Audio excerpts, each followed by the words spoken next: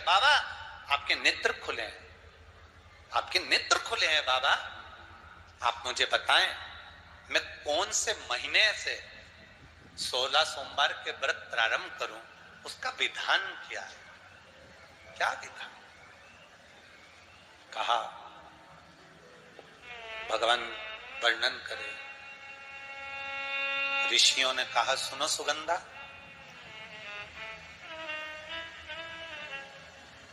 ये 16 सोमवार का व्रत कोई साधारण नहीं है। सुगंधा, संतान की प्राप्ति के लिए अगर 16 सोमवार का व्रत उठाया जाता है तो श्रावण के पहले सोमवार से उठाया जाता है। कब से उठाना चाहिए? श्रावण का पहला सोमवार। सुनो सुगंधा, यदि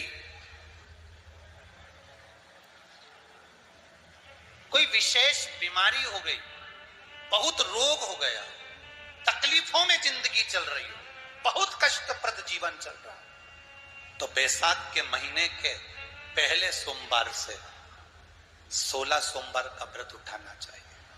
और सुनो सुगंधा, उत्तम वर, उत्तम घर, व्यापार, व्यवसाय, नौकरी, पद, प्रतिष्ठा,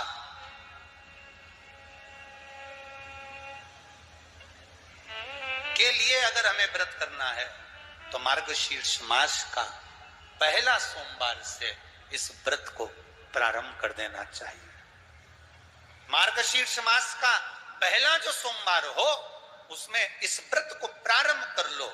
और सुनो सुगंधा, ये व्रत दोपहर के तीसरा जो पहर हो, प्रदोष काल, उस प्रदोष काल के समय पर आप इस शिवलिंग की पूजन अपने घर में पार्थिव बनाकर स्मरण कर कर भगवान देव अधिदेव महादेव के लिए प्रसाद तैयार कर कर,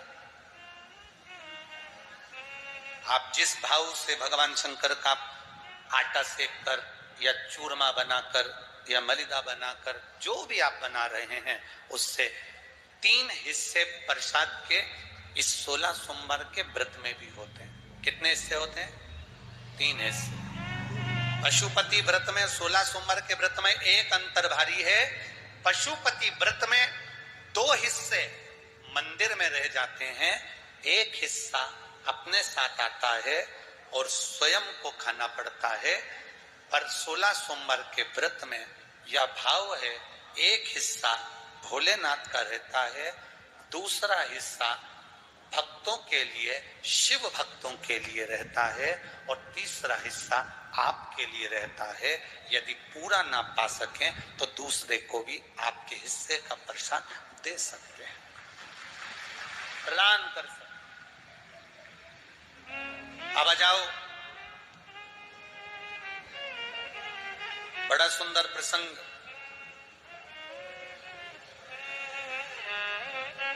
नरसिंह पुराण का था। एक बड़ा सुंदर प्रसंग आया।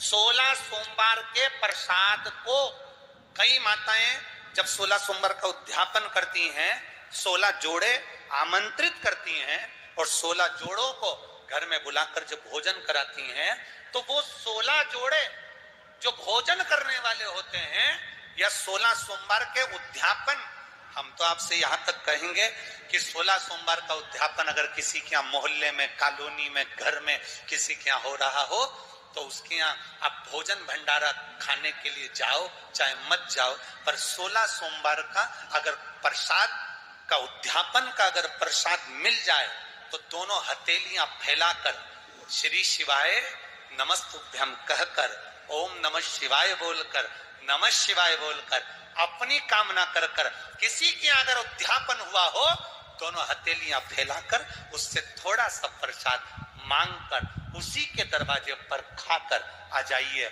आपकी जिंदगी को सुख का अनुभव हो जाए। तो कोई पूछे ये कथा कहां से ली, तो आप बता देना नरसिंह पुराण में यह वर्णन आता है। कौन से पुराण में है? नरसिंह पुराण में वर्णन आया कि एक बहुरुमा नाम का एक दैत्य था, एक असुर बहुरोमा।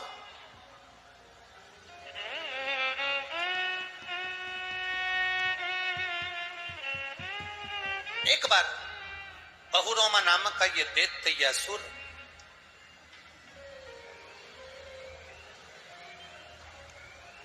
मार्ग से निकल कर जा रहा था और किसी एक ऋषिवर ने, एक गुरु ने, एक संत ने उस बहुरोमा दैत्य को देखा। नरसिंह पुराण का चरित्र। कोई आपसे पूछे कि 16 सोमवार के व्रत का प्रसाद का महत्व क्या है, क्या महत्व?